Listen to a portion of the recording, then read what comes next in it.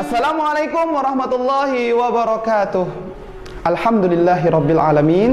Assalatu wassalamu ala asrafil anbiya'i wal mursalin wa ala alihi wa sahbihi ajma'in, amma ba'du.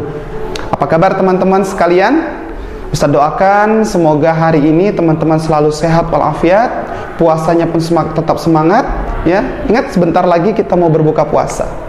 Ya, ngomong-ngomong, karena sebentar lagi kita mau berbuka puasa, Ustaz di sini ingin bercerita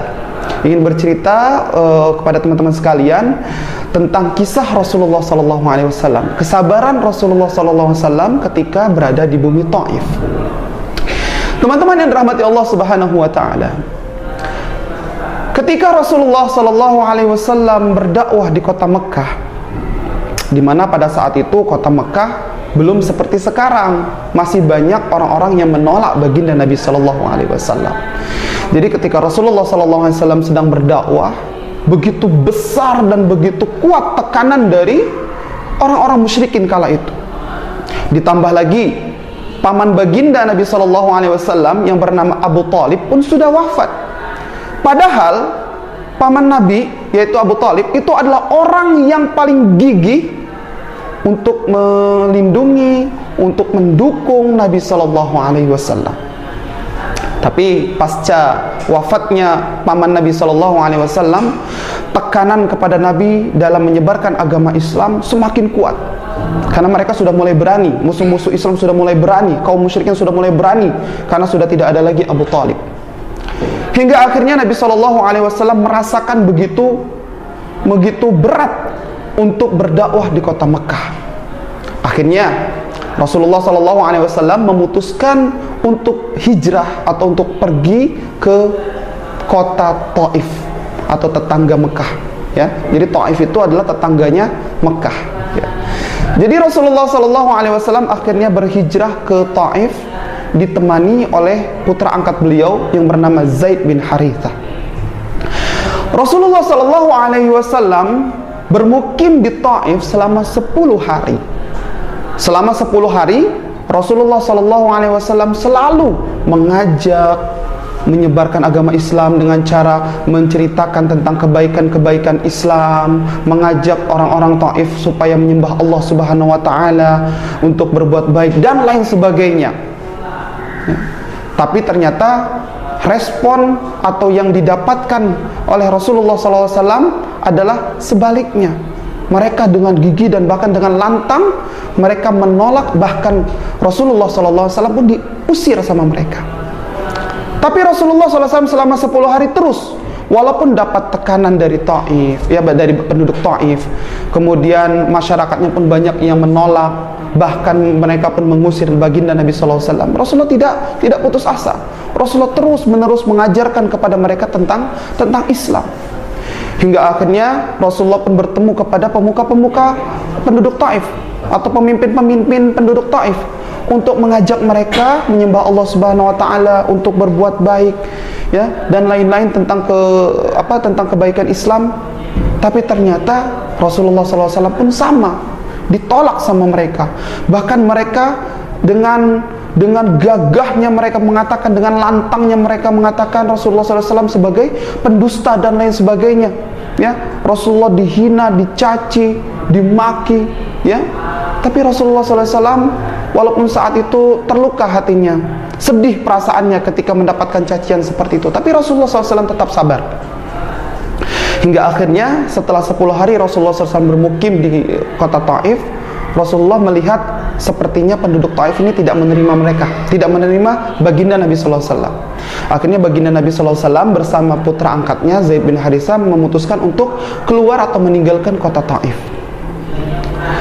Akhirnya keesokan harinya ketika Rasulullah SAW hendak keluar dari kota Taif, ternyata penduduk kota Taif sudah dihasut sama pemimpin-pemimpinnya untuk mengarak baginda Nabi SAW. Mengaraknya bukan dengan sukacita, tetapi mengaraknya dengan caci makian dan hinaan dan lain sebagainya.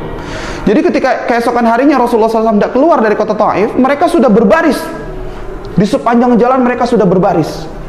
ya, sudah berbaris. Jadi ketika Rasulullah SAW sudah melewati jalan tersebut, mereka dengan semangat dan dengan kompaknya menyoraki Rasulullah SAW, menghina Rasulullah, mencaci maki. Tidak cukup dengan itu aja, Rasulullah pun dilempar dengan batu, dengan kayu dan sebagainya. Sehingga batu yang pertama mengenai tumit Rasulullah SAW hingga terlukalah tumit Rasulullah, sampai darah kakinya baginda itu membasahi terompahnya baginda Nabi SAW. Terompah itu adalah sendal, ya, membasahi sendalnya baginda Nabi SAW. Putra angkat Nabi yang bernama Zaid bin Harisah menjadi benteng, ya, menjadi pelindung, menjadi tameng agar lemparan batu tersebut tidak mengenai baginda Nabi SAW. Tapi apa yang terjadi? Zaid bin Harisah kepalanya bocor, kemudian badannya penuh dengan luka-luka, ya. Akhirnya Rasulullah SAW dan Zaid bin Harisah pun berhasil keluar dari kota Taif dengan penuh luka, ya, dengan keletihan yang sangat luar biasa. Akhirnya Rasulullah beristirahat di sebuah kebun, ya, milik dua orang bersaudara, yaitu milik Utbah dan Syaibah bin Rabi'ah. Jadi mereka ini dua bersaudara. Jadi ketika Rasulullah SAW sedang beristirahat, ya, ternyata pemilik kebun tersebut, Utbah dan Syaibah ini memperhatikan ada dua orang yang sedang terluka, ada dua orang yang sedang keletihan. Jadi merasa iba, ya, merasa kasihan si Utbah dan Syaibah ini. Dan akhirnya Utbah dan Syaibah ini memerintahkan orang suruhannya yang bernama Adas, seorang Nasrani, untuk memberikan segenggam anggur kepada baginda Nabi SAW. Nah, ketika itu Nabi SAW menerima anggur tersebut dan Rasulullah memakan anggur tersebut. Akhirnya ketika Rasulullah SAW sudah selesai, sudah hilang letihnya, Rasulullah SAW beranjak dari kebun tersebut. Hendak kembali lagi ke kota Mekah. Sampai di Qurnul Manazil, ternyata Allah Subhanahu wa taala telah mengirimkan atau telah mengutus malaikat Jibril dengan dua malaikat penjaga gunung.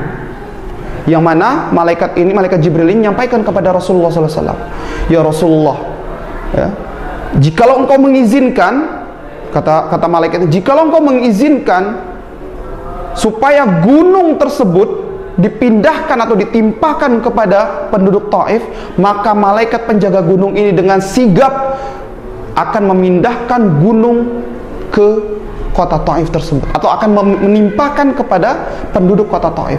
Lihat bagaimana malaikat Jibril dan malaikat dan penduduk langit semuanya pada marah karena melihat kekasih Allah, ya, dihinakan seperti itu, dicaci maki seperti itu, atau bahkan, ya, disakiti sampai baginda Nabi SAW berdarah.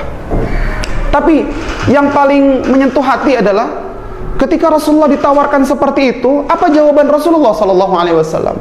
Rasulullah bilang, jangan, karena sesungguhnya mereka tidak tahu, kata Rasulullah. Dan Rasulullah melanjutkan, dan aku berharap mudah-mudahan anak keturunan mereka tuh bisa menerima ajaran agama Islam. Dan ternyata apa yang diinginkan oleh Rasulullah SAW terkabul. Ya, sekarang kota Taif sudah masuk ke dalam Daulatul Islamiyah, atau banyak orang-orang yang sudah masuk ke dalam agama Islam.